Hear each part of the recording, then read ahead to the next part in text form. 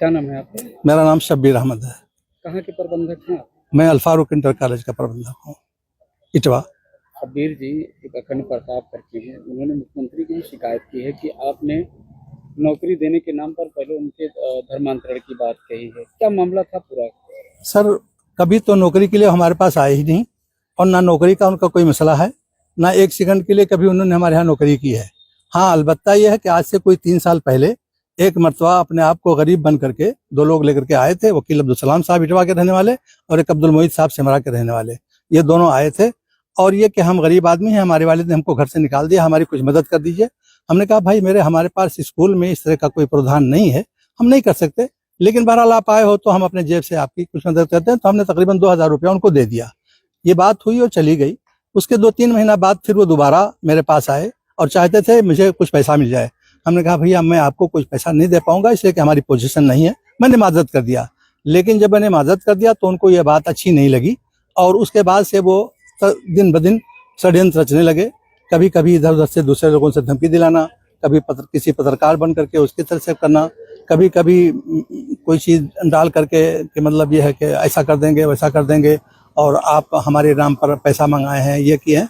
और यहाँ तक कि उन्होंने RTI भी दाखिल की, और RTI में ये मांगा गया कि अल्फारूक का इनकम क्या है, खर्च क्या है। हमने सारी चीज़ें उनको, मतलब जहाँ से हमारे आई थी हमारे पास इत्तला, हमने उनको भिजवा दिया। शिक्षा मतलब बेसिक शिक्षा अधिकारी के यहाँ से इस तरह का लेटर आया था, हमने कह दिया। और हमने कहा हमारी सारी बैलेंस शीट लोड है और सारी चीज़ें उसमें देखी जा सकती हैं, वेबसाइट पर जा करके आप वहाँ से देख लो। लेकिन इसके बावजूद भी हमने उनको दे दिया।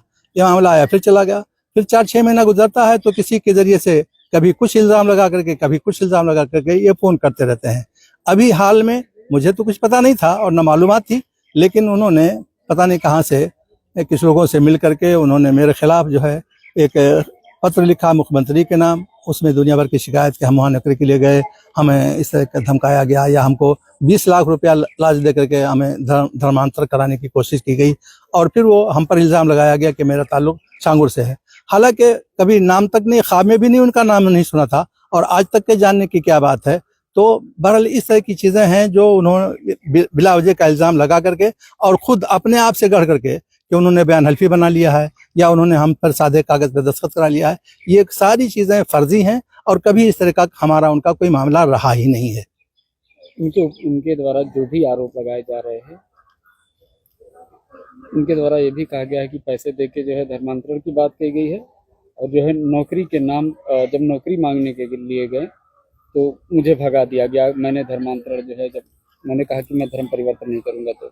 सर, आप ये जान लीजिए कि हमारे पास तकरीबन 130 का स्टाफ है, जिसमें 5-6 हिंदू टीचर भी हैं, और एक दिन से नहीं, तकरीबन वो कोई 15 साल से है, कोई 20 साल से है, कोई 10 साल से है, और मुस्तकिल तौर पर वो नौकरी कर रहे हैं। इसी तरह से हमारे पास और भी दूसरे कटघरे के भी यहाँ छोटे काम करने वाले कर्मचारी हैं, मिसल झाड़ू देने वाले या और चपरासी के उस पर काम है।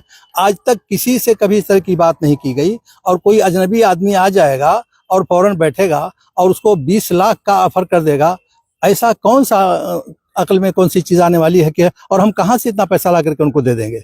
लेकिन बिला वजह का इल्जाम है ये। मौलाना साहब, ये अखंडपाल जी ने जो भी शिकायत किया है मुख्यमंत्री पोर्टल पर या कहीं भी, ये इन्होंने कब किया है, और इसके बाद से अभी तक कोई प्रशासनिक अधिकारी आपके पास आया या कोई मामला हुआ? नहीं, प्रशासनिक अधिकारियों में हमारे पास LIU के लोग 1 हफ्ता पहले आए थे, 2 लोग LIU के आए थे।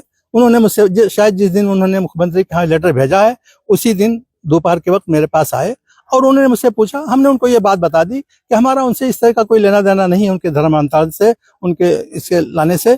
लेकिन रहा सवाल ये कि अब उन्होंने कैसा दिया है, क्या दिया है, वो इसकी सच्चाई वो बता सकेंगे, मैं क्या बताता हूँ उनको। एक बार जब आए थे 2-3 साल पहले, उसके बाद कभी यहाँ आए? हाँ, एक बार, तो उसके बाद दोबारा भी आए थे। वही तो, दोबारा जब आए और पैसा नहीं पाए, उसी के बाद से तो ये सारी चीजें शुरू की हैं उन्होंने। कितना पैसा आपने दिया था पहली बार? हमने 2000 दिया था बस। आते थे तो क्या कहते थे वो? बस कुछ खर्चे के लिए दे दीजिए, खर्चा नहीं है।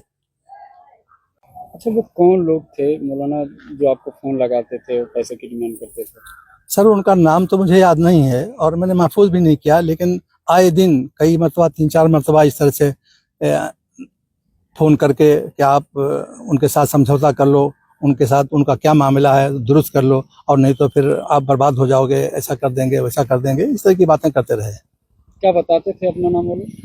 नाम तो याद नहीं है सर, नाम नहीं बताते थे, हाँ, नाम नहीं बताते थे अपना।